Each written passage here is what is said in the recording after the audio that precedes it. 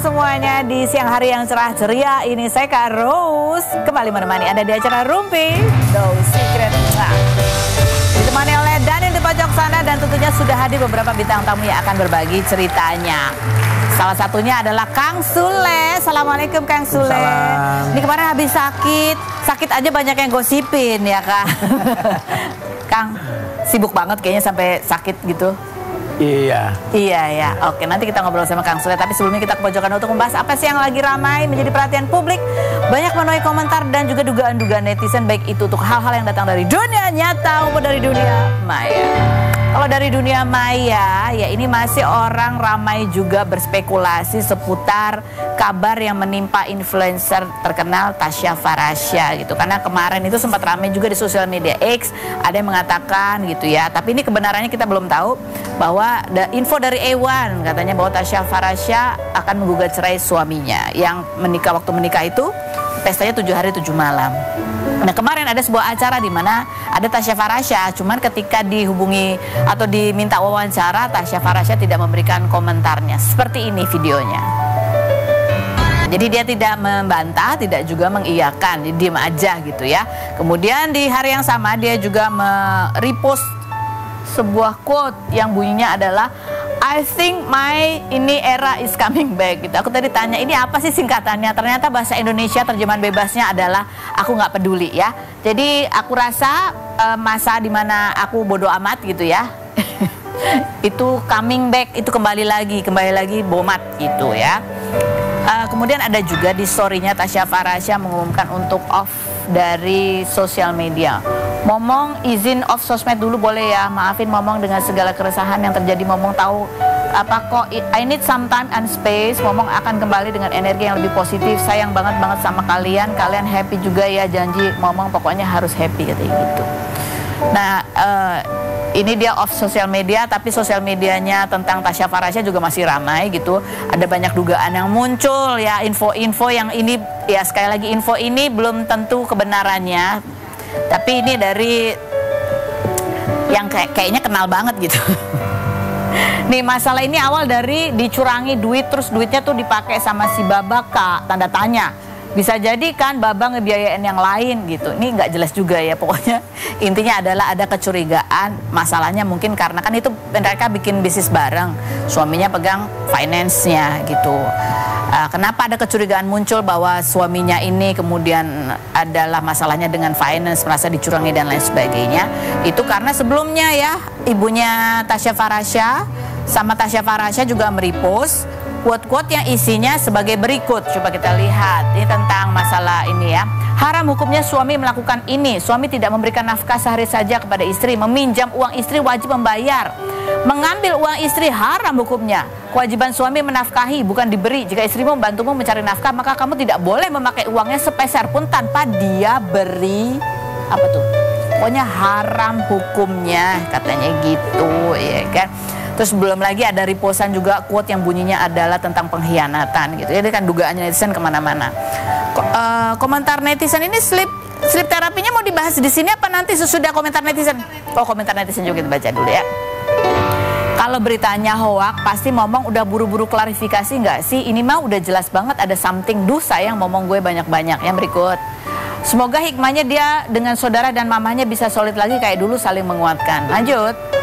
Ini kalian dapat ewan dari mana sih? Kok tahu kalau duitnya ditilep laki dan lain-lain? Menerka-nerka apa ada ordal yang bocorin? Ya tapi kalau dulu tuh ada pepatah gitu ya, gosip adalah digosok makin sip. Yang berikutnya, benar ya, ternyata kehidupan orang lain itu sawang sinawang, nggak sesempurna kayak postingan di sosmed. Betul sekali. Yang berikutnya ada lagi, mungkin salah satu faktor dia nggak bisa tidur ada kaitannya dengan isu yang beredar kah gitu. Ini kurang tanda tanya ya, aku bacanya jadi bingung nih kalau nggak ada tanda tanya ya. Mungkin salah satu faktor dia nggak bisa tidur ada kaitannya dengan isu yang beredar kah. Aneh. Oke, yang mana sih dia ada sleep terapi ya. Nah sleep terapi, terus yang menarik juga ada satu video si terapisnya itu menjelaskan salah satu alasan kenapa dia nggak bisa tidur itu adalah karena dia ada di gelombang betanya itu apa gitu, yang artinya bahwa dia nggak bisa tidur kan ada banyak yang dia pikirin gitu ya kan. Ini di bulan Agustus ya, kemarin baru aja. Oke baiklah, nah ini ngomong-ngomong soal Kita tanya langsung sama orangnya daripada percaya apa yang tersebar di Facebook. Kita lihat dulu profilnya Kang Sule berikut ini. Bersama dengan Kang Sule. Ya, ini ada artikelnya nih, Kang Sule sakit parah, netizen ramai kaitkan ramalan Hart Gumai soal kematian artis. Kang, ini waktu lagi sakit nih, tahu ada rame-rame orang gosipnya macam-macam itu dari siapa? Atau pas apa? Pas sudah mendingan pasti ya? Udah mendingan nih kalau nggak salah. Siapa yang ngasih tahu? Nggak ada yang ngasih tahu, lagi scroll. Ya, rame, terus setelah tahu itu udah agak better, aku coba live. Loh, kaget yang nonton kok 16.000. Iya, biasanya paling ini 3.000 lah, 4.000. 16.000 nggak ada apa. Taunya banyak loh. Ada yang macam-macam tuh komennya tuh. Katanya meninggal. Loh, kok hidup lagi? Banyak yang itu, netizen. Itu serem ya? Iya, banyak macam-macam. Padahal Kang Sule juga lagi sakit gitu ya. Itu rasanya apa, Kang?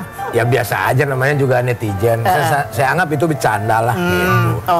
Cuman mungkin karena ada video dari Hart Gumai yang meramal bahwa ada artis yang senior berinisial S. Emang pakai inisial? Panjang. Iya, rambut panjang. Nah, orang tuh menggiring ke situ.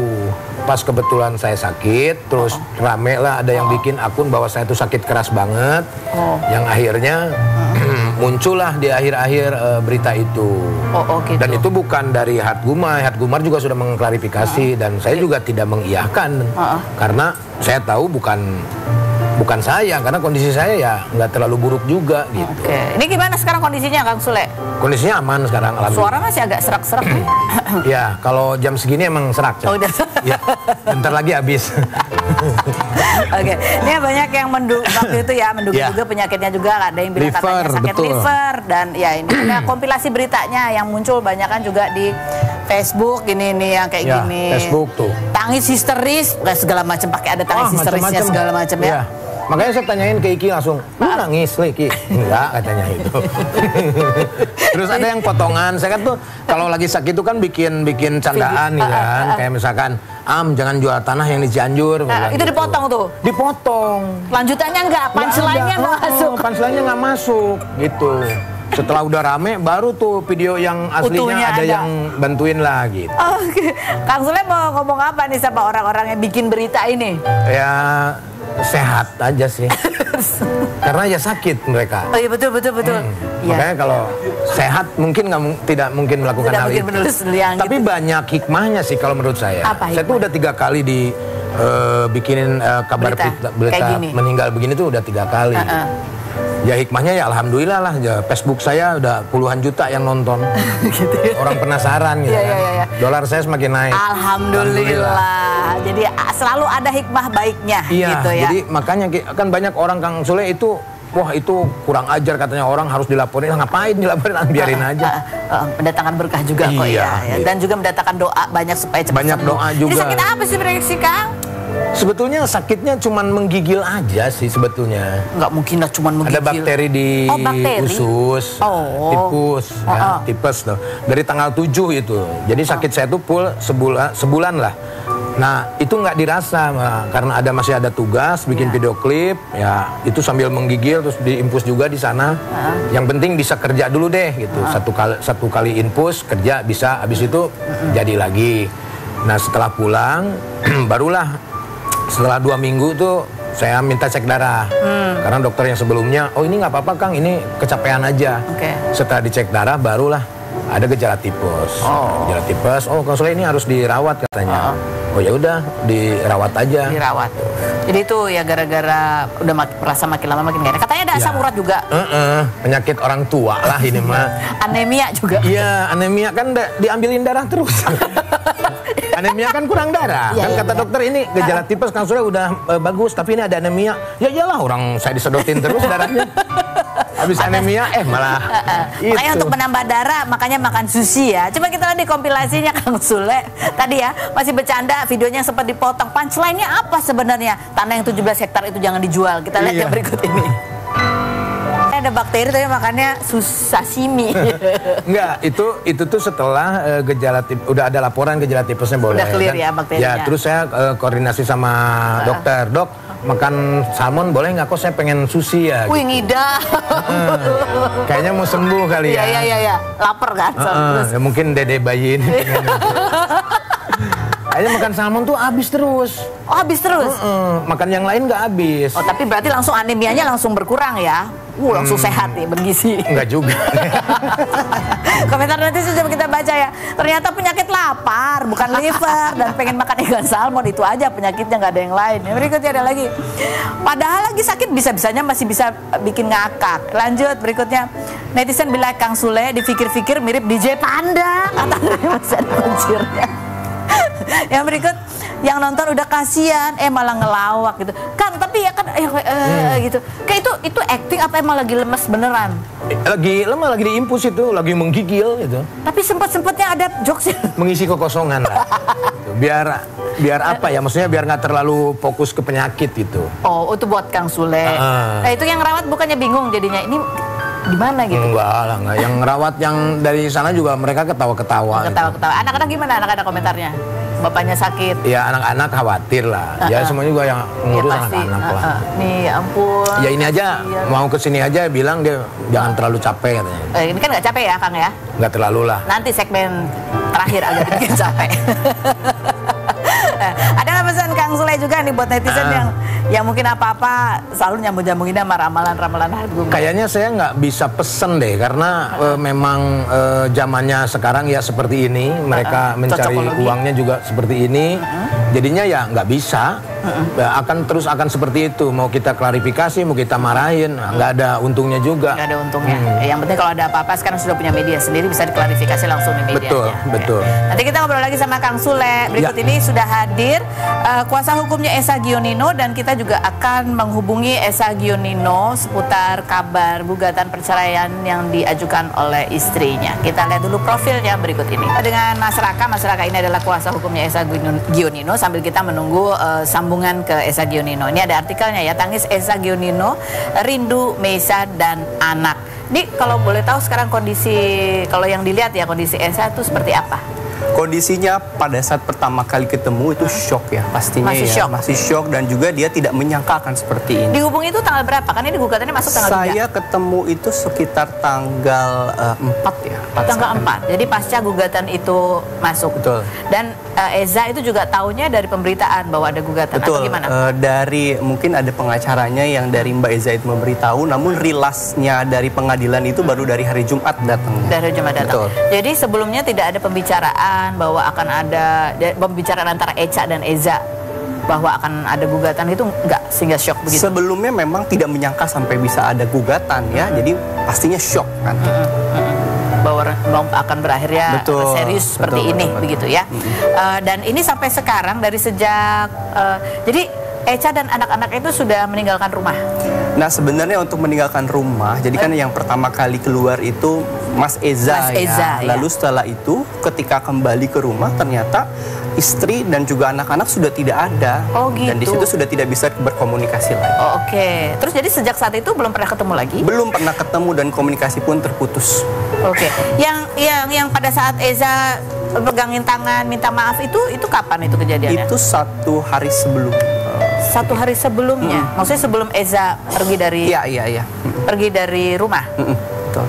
Jadi itu Eza itu pergi menenangkan diri atau diusir? Jadi sebenarnya karena sampai minta maaf gitu kan kayaknya sebenarnya pasti yang namanya dinamika rumah tangga pasti ada percekcokan. Mungkin dia bilang bahwa saya berikan kamu waktu untuk menenangkan diri, dan dia juga pergi dari yang bicara beri waktu untuk menenangkan diri Eza. Oh, Eza memberi waktu kepada Eca untuk menenangkan diri dengan cara kasih space dulu ya. Kita sama-sama menenangkan, habis itu kita kembali lagi ya, semuanya sudah dalam keadaan biasa. Lebih baik. Tapi ternyata ketika kembali sudah tidak ada. Sudah tidak ada. Jadi sejak saat itu tidak pernah ada komunikasi lagi. Sampai sekarang tidak ada komunikasi. Video call, telepon, WhatsApp. Kami berharapnya ada, tapi sampai sekarang tidak ada. Jadi hubungan kalau tanya kabar apa segala macam lewat pengacara? Mungkin saya sudah berkomunikasi dengan pengacaranya, lalu juga ditanya dari kerabat-kerabatnya Mbak Eca dan Mas Eza. Mungkin saling tanya, tapi Mas Eza direct langsung itu tidak bisa. Oke. Kita sudah terhubung dengan Esa Gionino, kita sapa dulu. Assalamualaikum Eza. Halo, Eza? Eza? Suaranya ada? Ya. Oke. Sudah bisa mendengar suara saya dengan jelas, Eza? Sorry sebentar. Suara saya bisa didengar dengan halo? jelas? Sudah halo? Halo? Iya, halo. Oke, sudah terdengar ya. Saya Karo sudah bersama dengan Mas Raka di sebelah saya. Oke, ini Mbak Feni? Iya. Ya, apa kabar Mbak? Baik. Kamu gimana, Eza? Kabar kamu? Alhamdulillah baik. Tapi kalau tanya baik ya, baik tapi ya tidak baik-baik juga. Ya, pasti tidak baik-baik saja ya. Rasanya kamu sempat membagikan bahwa sedih sekali di rumah sendirian, nggak ada istri, nggak ada anak, begitu masih terasa sedih sekali saat ini pasti. Pasti ya, Mbak Feni ya gitu. Saya di rumah sendiri udah sebulan ini, hampir sebulan ini. Saya sudah tidak bertemu istri saya, sudah tidak bertemu anak saya. Jujur, awal-awal di saat saya pulang ke rumah hancur, ya Mbak, yang saya rasakannya gitu. Hancur, jatuh, terus depresi, ya yang saya rasakannya gitu, karena kekuatan saya mereka gitu loh. Oke. Tapi mau bagaimanapun saya tetap harus berusaha untuk bangkit ya untuk mereka juga sekarang. Oke. Jadi kamu tahu kabar perceraian itu dari kuasa hukumnya Eca? Betul sekali. Jadi gini Mbak Feni ya, gitu, mungkin sedikit saya bisa ceritakan. Terakhir kali di saat kita emosinya sama-sama tinggi, saya udah ngomong sama istri saya, Mam, saya aja yang keluar rumah sementara waktu, beberapa hari ke depan, bismillah, kalau misalnya kita udah sama-sama dingin, kita bicara baik-baik, kita ngobrol. Oke, nah setelah 6 hari kemudian, Mbak Feni, saya pulang ke rumah, ternyata rumah sudah tidak ada siapa-siapa. Dalam waktu 6 hari itu tidak ada komunikasi sama sekali? Saya ada komunikasi, di mana saya cuman WhatsApp kan di blok ya gitu, jadi saya coba SMS ke dia, tolong titipkan salam cium saya untuk anak-anak Nicole, anak saya. Terus setelah sampai saya di rumah pun juga mereka tidak ada, saya chat dia, kamu kenapa keluar rumah Mam? Gitu. Dan kalau dia keluar rumah, kenapa dia tidak bilang? Tapi mau bagaimanapun Mbak Feni, sekarang saya dalam kondisi yang saya berusaha untuk mengerti posisinya, saya menghormati keputusan dia untuk pergi dari rumah. Walaupun jujur sakit ya Mbak Feni ya, gitu. Sakit sekali karena saya tidak tahu keberadaan dia ada di mana, anak-anak di mana, saya tidak tahu. Kamu sudah cari kemana? Ke rumah orang tuanya sudah dicari juga? Gini Mbak, mulai dari saya menikah, ibunya istri saya, mertua saya itu ikut sama saya. Mulai dari zaman kita, ya bisa dibilang kita dari bawah ya, kita ngontrak rumah sampai akhirnya alhamdulillah kita bisa beli rumah sendiri. Ibunya itu ikut saya, gitu lah. Ibunya bersama saya karena oma, saya nyebutnya oma ya, gitu, karena oma itu sangat sayang sekali sama anak saya yang pertama, Nicole. Terus yang kedua, Kan itu dekat sekali sama saya. Hubungan emosional kita sangat dekat sekali, anak itu perasaan sekali. Terus nomor 3, Akse. Nomor 3, Akse itu dia anak yang ceria sekali. Dia anak yang tough menurut saya, dia sama Neni juga gitu. Jadi Oma ikut sama Eca pergi dari rumah? Iya, betul sekali. Jadi di rumah benar-benar totally tidak ada siapa-siapa. Mbak pun juga udah nggak ada. Yang saya dengar sih sudah dipulangkan semua, Mbak Feni. Eca, jadi saya Eza, pada saat kamu bilang mau menenangkan diri dulu, kamu yang keluar dulu dari rumah gitu. Waktu itu apa tanggapan Eca? Apakah dia bisa memahami juga keputusan kamu untuk keluar dari rumah sementara? Yang saya lihat di saat itu dia mungkin masih dalam emosi ya gitu. Jadi dia hanya diam saja. Jadi yang sangat saya ingat deh, Mbak Feni, sebelum saya pergi, saya udah minta maaf sama dia, Mam. Aku minta maaf, aku tahu dosaku banyak, salahku juga ada, ya gitu. Aku bukan lelaki yang sempurna, aku tahu itu. Gitu. Terus setelah itu Kan itu loncat ke saya ya, dari kasur dia loncat, Dedi gitu. Kebayang nggak Mbak gitu ya, gitu Dedi gitu. Terus dia meluk saya, Dedi ayo bobo gitu. Karena tahu dia kan selama ini Kan itu selalu tidur di tengah. Saya dan istri saya, Eca, itu kita di kanan kirinya. Karena dalam kondisi seperti itu, saya bilang sama Khan, Dedi kerja dulu ya nak, gitu. Udah. Terus yang saya ingat sekali itu adalah saya menuntun si Khan dan Akse di kasur itu untuk doa tidur ya gitu. Ya Bismillahirrahmanirrahim, Bismillahirrahmanirrahim, Bismillahirrahmanirrahim. Oke, anak-anak tidur ya, gitu. Kamu tidur ya nak, gitu. Mereka merem, saya tahu. Mereka tuh memaksakan nutup mata, gitu. Setelah itu saya ngeliat istri saya, saya tutup pelan-pelan pintu rumah.